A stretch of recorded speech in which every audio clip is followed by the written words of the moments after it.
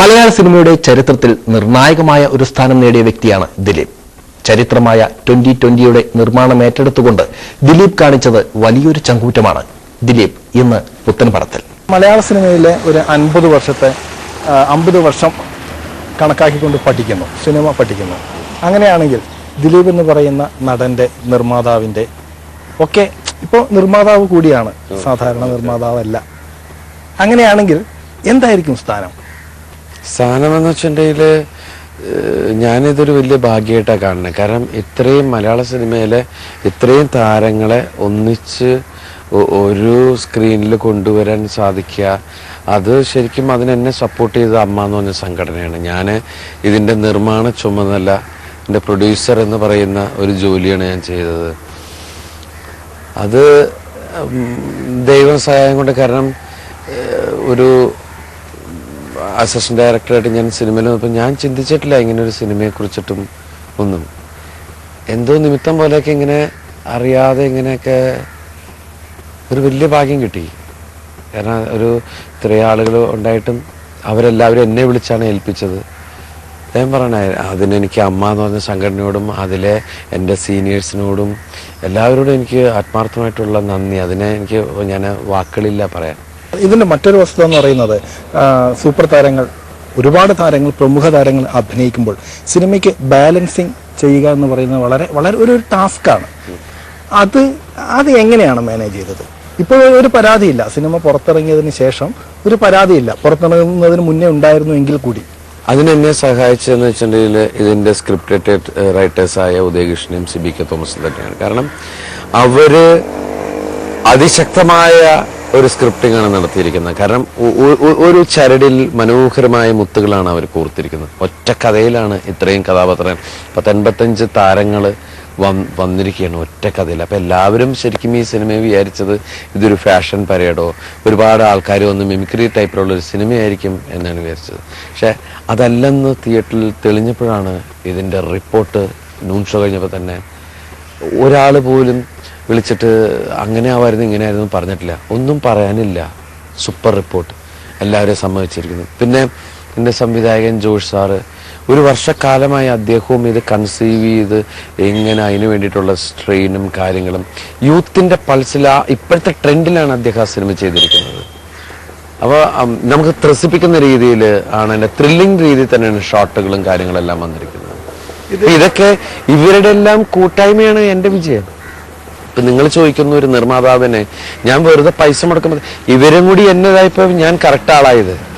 ഇവരുടെ support, cameraman, ഇവരുടെയൊക്കെ ഒരു ഭയങ്കര കൂട്ടായ്മ ഉണ്ട്. അതല്ല ഈ പടത്തിനെ ഹൈപ്പ് ചെയ്യുന്ന ഒരു റീ റെക്കോർഡിങ്,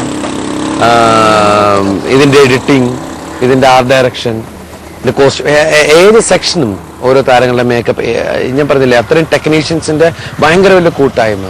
ഈ സിനിമയിൽ ഇത്രയും ആളുകൾ ഒരു വർഷമായിട്ട് ഈ സിനിമയ്ക്ക് വേണ്ടിയിട്ട് ജോലി ചെയ്തുകൊണ്ടിരിക്കുകയാണ്. അപ്പം എനിക്കെന്ന് വെച്ചിട്ടുണ്ടെങ്കിൽ അവരെയൊക്കെ നോക്കേണ്ട ഒരു ടെൻഷൻ ഉണ്ടായിരുന്നു. കാരണം അവരാരും വേറെ ജോലിക്ക് പോയിട്ടില്ല, ഞാനും പോയില്ല. അതുകൊണ്ട് 7 മാസം 8 മാസം ഞാനും ഈ സിനിമയുടെ പുറകെ തന്നെ വേറെ ഒരു ജോലിക്കും പോകാതെ ഒരു നിർമ്മാതാവിൻ്റെ സ്ഥാനത്ത് ഇവരുടെ കൂടെ ഞാൻ നിന്നു. കാരണം എല്ലാ ആർട്ടിസ്റ്റുകളും പല പല ഡേറ്റിലാണ്, പല പല ആളുകളുടെ ഡേറ്റിലാണ്. ആ പ്രൊഡ്യൂസർമാരോട് റിക്വസ്റ്റ് ചെയ്താണ് നമ്മൾ കൊണ്ടുവന്ന് ഇങ്ങനെ ഒരു സിനിമ ഉണ്ടായത്. എന്ത് തോന്നുന്നു, സിനിമ ഇറങ്ങുന്നതിന് മുന്നേ ഇമെയിൽ, അതുപോലെ തന്നെ SMS, നാടകങ്ങൾ എന്ന് തന്നെ പറയാം, ഇത് സാധാരണ രീതിയിൽ മലയാള സിനിമയിൽ മറ്റ് സിനിമകൾക്ക് അങ്ങനെ അധികം ഉണ്ടാവാറില്ല. എന്താണ് തോന്നുന്നത്, എന്തുകൊണ്ട് അങ്ങനെ സംഭവിച്ചു? തീർച്ചയായിട്ടും അതൊക്കെ ഒരു ഈ ചവിട്ടിക്കൂട്ടലും അല്ലെങ്കിൽ നമ്മളെ നശിപ്പിക്കാനുള്ള ശ്രമവും കാര്യങ്ങളൊക്കെ നമുക്കപ്പം മനസ്സിൽ നമുക്കൊരു പോസിറ്റീവ്, ദൈവം നമ്മളുടെ കൂടെ ഉണ്ട്. എല്ലാ കാര്യങ്ങളും നമ്മൾ പറയും, ഓരോ വിഷമങ്ങൾ സംഭവിക്കാൻ പറയുമില്ല, എല്ലാം ദൈവം തീരുമാനിച്ചിട്ടുണ്ട്. 2 റിലീസ് മാറി, അപ്പോഴൊക്കെ നമ്മളൊരിക്കും എന്താ അറിയില്ല, നമ്മൾ പറഞ്ഞ വാക്ക് പാലിക്കാൻ പറ്റുന്നില്ലല്ലോ. കാരണം ഒരുപാട് ചേരുവകൾ കറക്റ്റായിട്ട് വന്നാലേ ഇത് വർക്കൗട്ട് ആവുള്ളൂ, പലതും കറക്റ്റ് ആവുന്നില്ല. പിന്നെ നമ്മൾ ദൈവമേ ഇതെന്താവും എനിക്കൊന്നും അറിയില്ല. കാരണം ഈ സിനിമ തുടങ്ങിയ സമയത്ത് ഒരുപാട് ആളുകൾ പറഞ്ഞത് ഈ സിനിമ ചെയ്യരുത്, ഇത് വർക്കൗട്ട് ആവില്ല, ഇത് നടക്കില്ല, ഇതെല്ലാവരും അങ്ങോട്ടും ഇങ്ങോട്ടും പ്രശ്നങ്ങൾ ഉണ്ടാക്കുള്ളൂ, ഒരിക്കലും ഈ സിനിമയുടെ ഒരു പൂർണ്ണ രൂപം വരില്ല എന്നാണ് പറഞ്ഞത്. ഇതിൽ എന്തെങ്കിലും സംഭവിച്ചാൽ ഞങ്ങൾ കുറച്ച് ആളുകൾ ഇവിടുന്ന് നാട് വിട്ടു പോകുമായിരുന്നു നല്ലത്. കാരണം എല്ലാവരും കുറെ ആളുകൾ പറഞ്ഞു എൻ്റെ കഥ ശരിയല്ല, സ്ക്രിപ്റ്റിംഗ് ശരിയല്ല, ഇതിൽ അത് ശരിയല്ല, ഇത് ശരിയല്ല.